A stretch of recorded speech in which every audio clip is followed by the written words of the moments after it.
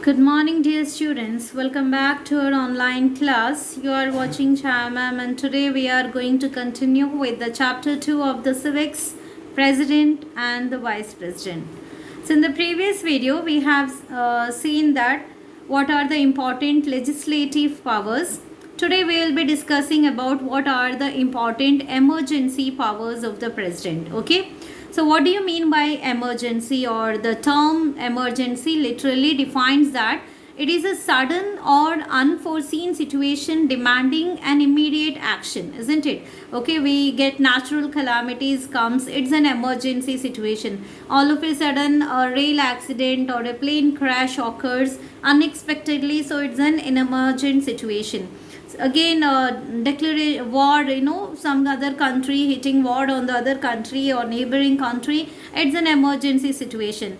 All these comes under the emergency situation, and during this time the people, the cabinet ministers or the prime minister, the other people who are in the ruling government will not be having sufficient time, that they will be going and gathering for a meeting and trying to take some decisions. So there are certain situations which will be coming where they have to give immediate decisions or they have to take immediate actions, okay, in order to avoid the further calamity or further problematic situations. So such type of situation we call it as an emergency, and president in our country is having the sole authority to take the decisions during this type of emergency situations, and the power of that president to take the decisions during the emergency situations, we call it as a emergency power. Okay, so we already know that the head of the country assumes this extraordinary powers,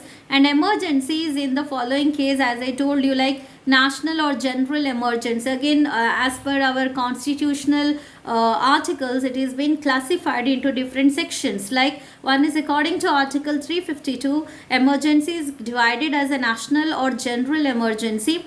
Again, breakdown of constitutional machinery as per the Article 356, and as per the Article 360, there are financial emergencies. Okay, so these are the different emergency situations that are being classified under the different articles of the Indian Constitution framed. So now let us go into detail one by one. National or general emergency, what do you mean by that, or what are the things that the president has to do or come under his power in these situations or in these type of emergencies? Okay, first one is, it is totally based on the circumstances. It is the circumstance actually divides or decides what power the president has to be entrusted during these times. Okay, the first circumstance is that if the president feels the security of India or any part of its territory is threatened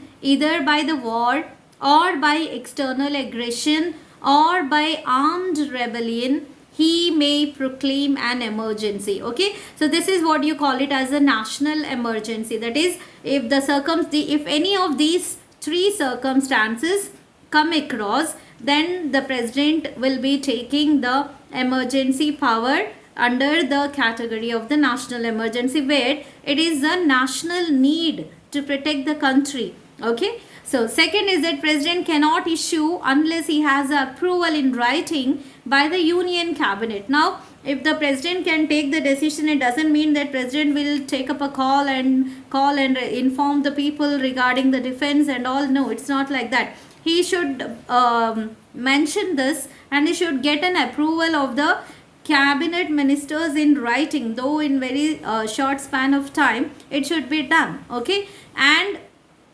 the duration, how long this emergency declaration power will be continuing. Okay, so the duration will be depending. Proclamation must be approved by both the houses of the parliament. So it should be written approved by the Rajya Sabha and also by the Lok Sabha. Then within 1 month by a special majority, and there should be a majority of the people, majority of the members. Okay, then majority of less than 2/3 of the members present and voting. If there are majorities less than 2/3 of the total members of the parliament house, then it will be taken into consideration by the process of voting voting of the members.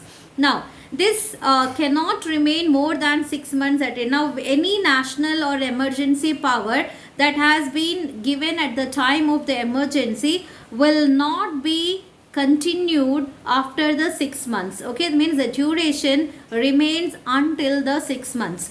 At the end of the 6 months, it has to be renewed by the parliament by special majority else. And again, if it has to be extended, we have seen the last 2 years the very critical pandemic situations, right? And pandemic situation is also a kind of emergency situation where the powers of the president and the prime minister are executed. Okay, and there are, after 6 months, time to time changes are also made, amendments are also made in different matters according to the circumstances. Okay, so after 6 months, if they declare it for the 6 months, after 6 months it has to be renewed. If that situation continues and they have to, this emergency power has to extend for some more period of time, a couple of months or more, then it has to be done. Okay,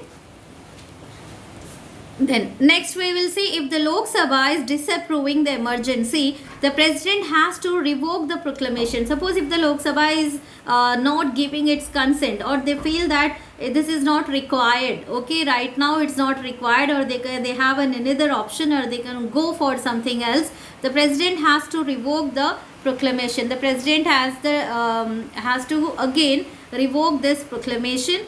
Then what are the general effects of this emergency, general emergency? What are the effects on the people, or what are the effects, when these emergency powers are enacted, for some time all those rules that are being followed so far will be curtailed or paused. Okay, so curtailed means it is stopped or paused for some time, isn't it? So fundamental rights. So how it affects the fundamental rights, let us see.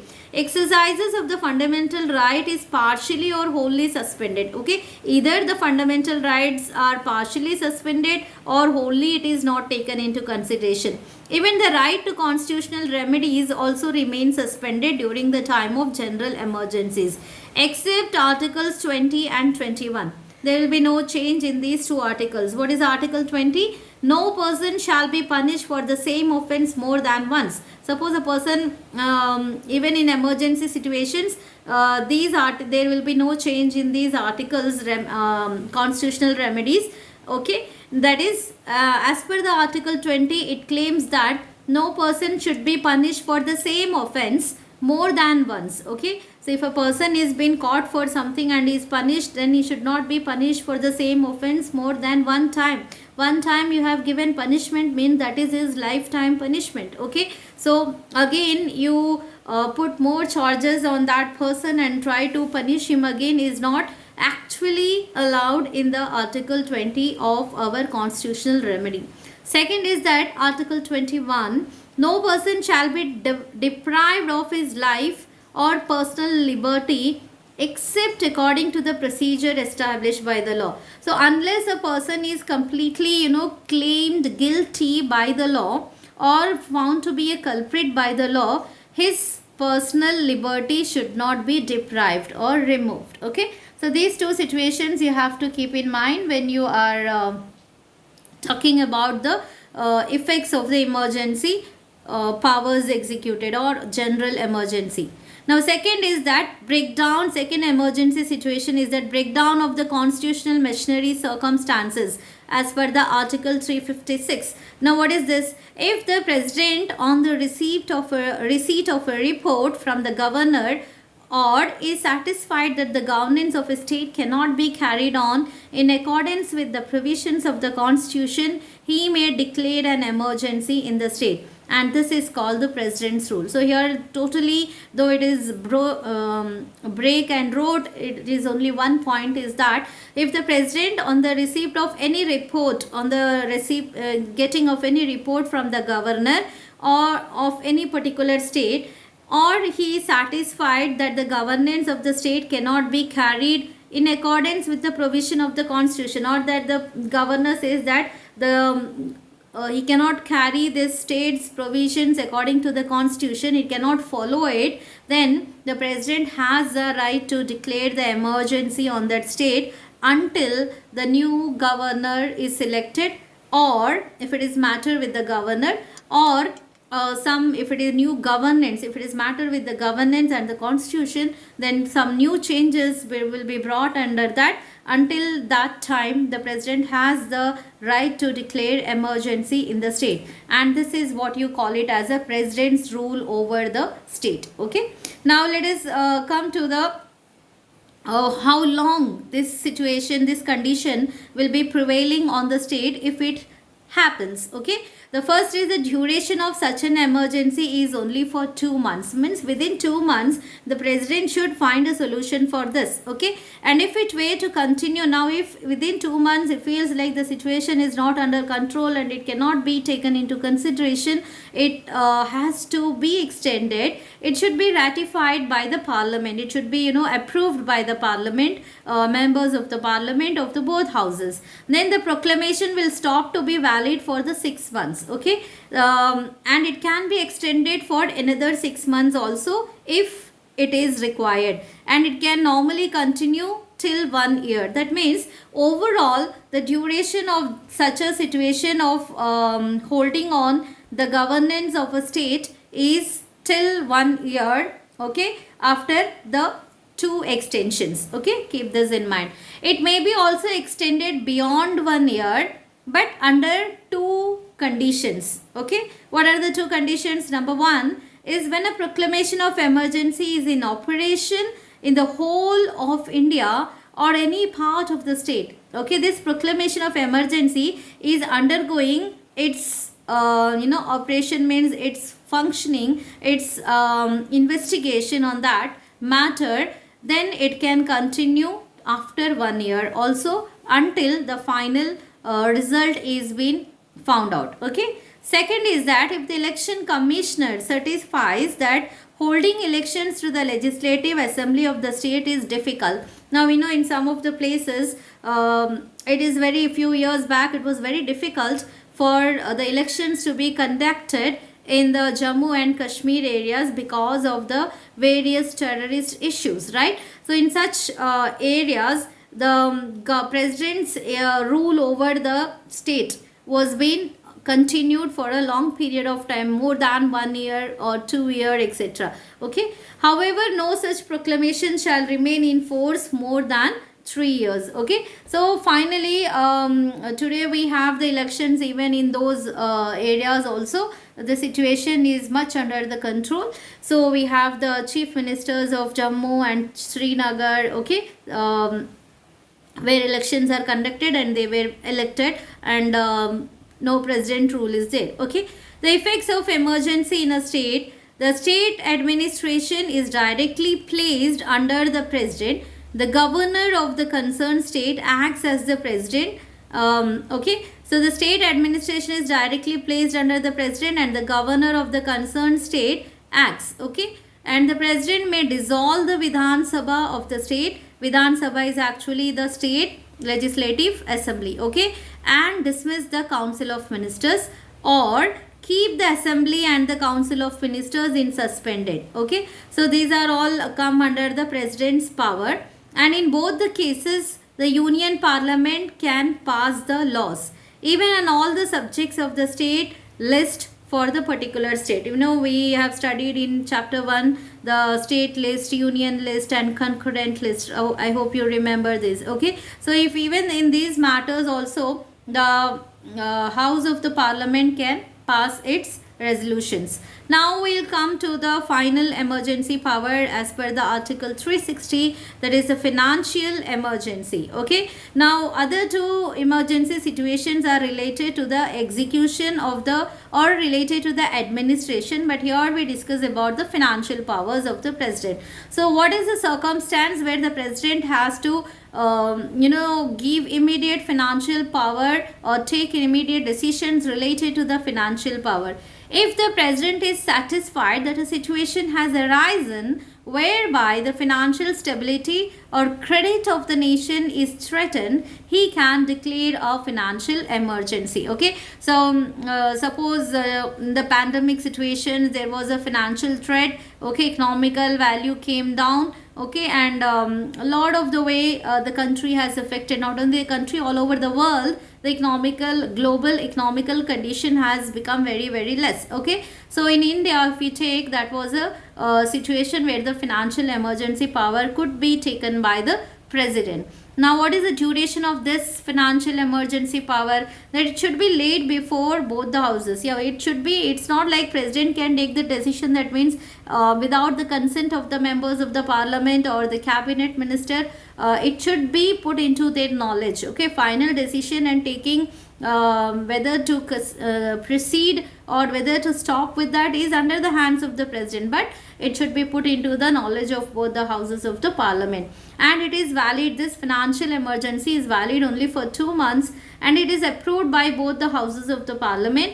And if the Lok Sabha is dissolved but the passed by the Rajya Sabha, it will have the expiry of 30 days from the date on which the Lok Sabha first sits for its reconstitution. Okay, so these are the things that you have to keep in mind when the president exercises his financial powers. Okay, so next we will see how it affects on the people or on the constitution or on the different situations. Okay, effect of the financial power. First one, number one, is that the president may appoint a finance commission. So how he will be doing this? He will be appointing a finance commission for this, and he will be asking them to suggest the methods to get out of this financial crisis. He will be appointing the experts in the field and asking them to find out the methods that to get out of this crisis. Second is that he takes steps in the light of recommendations of the finance commission also. He can reduce the salaries and allowances of all or any class of persons, including the judges of the Supreme and the High Court. So during these situations, the president has a right to cut down or withhold the salaries of the people working in the government sectors or the people including in the judiciary system also. Then all the money bills passed by the Lok Sabha are to be submitted to the president for his or her consideration. Then the president can issue instructions to the states in regard to the utilization of the funds in the manner he thinks fit. Okay, so he can also issue instructions, means give instructions to the state governments also with regard to the minimal utilization of the funds allowed to them and the proper utilization of the funds allowed to them in the manner. And he can also cut down the funds allowed in the during the time of the budget, or he may also withhold that. Okay, so these are the certain ways to constrain, cut down certain unnecessary or not very urgent matters, and that money will be taken for the purpose of any useful or during the time of the crisis or during the time of the emergency situations. The president may order the state to submit money bills to him for his assent. Again, he can ask the state governments also to submit the money bills to him in order to have a check on that. Then financial emergency has never been declared since the promulgation of the constitution. Still, though it is under the power of the president, still now we have seen that this situation has not yet been put into practice in our country so far. Okay, so by this we come to the end of this chapter, president and the vice president. And as per your reduced syllabus, we have covered all the topics, and related to the functions and powers of the president, you are asked to learn any 4 functions, and we have done legislative, executive, discretionary and financial. So 4 we have learned. In that 4 only you are expected to learn also. Okay, that is, in one function there are so many classifications are there, so 4 from each function you have to learn. So 4 into 4, total 16 functions you are expected to learn. Okay, so we'll meet again with a new chapter, that is the Prime Minister and the role of the Prime Minister, in the coming video. Thank you. Have a wonderful time.